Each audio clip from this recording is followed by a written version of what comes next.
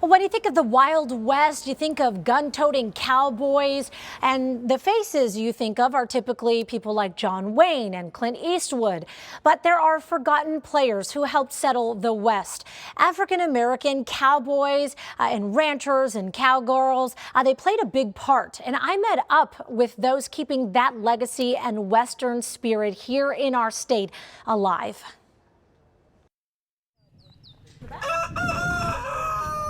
It's early on a Saturday morning.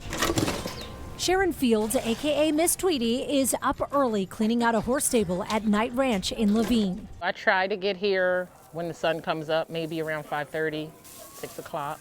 She's been a cowgirl in her heart even before she got on a horse. Actually, the parents got tired of me riding the chair across the floor. So they were like, we got to do something with this girl. They took me to a local stable. And it started there and it hasn't ended yet, thank God. That passion runs through everyone you meet at Night Ranch, an African-American owned ranch living that traditional Western dream. Over the years, I've had, everything from sheep, goats, pigs, horses, cows. He forgot to mention a few rowdy roosters, too. Black ranchers and cowboys are nothing new. According to the Smithsonian, historians estimate that 1 out of every 4 cowboys were African American when the West was being settled. Growing up in Phoenix, Chaz Jackson says even he didn't know there were African Americans who lived and embraced that Wild West spirit.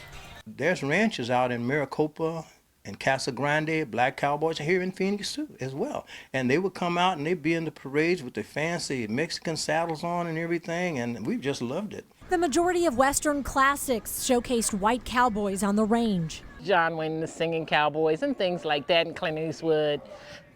That's what we saw because Hollywood was not going to show that we were even involved with this.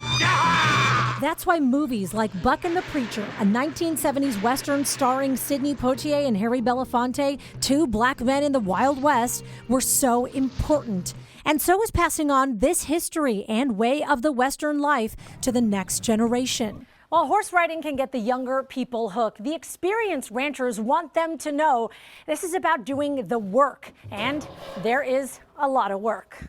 Well, if they're really serious and interested in it, then we'll have them clean some stalls, and then they get a chance to get to groom some horses. They keep storing up and storing around. We'll put them on a horse. And I got to tell you, they love it too.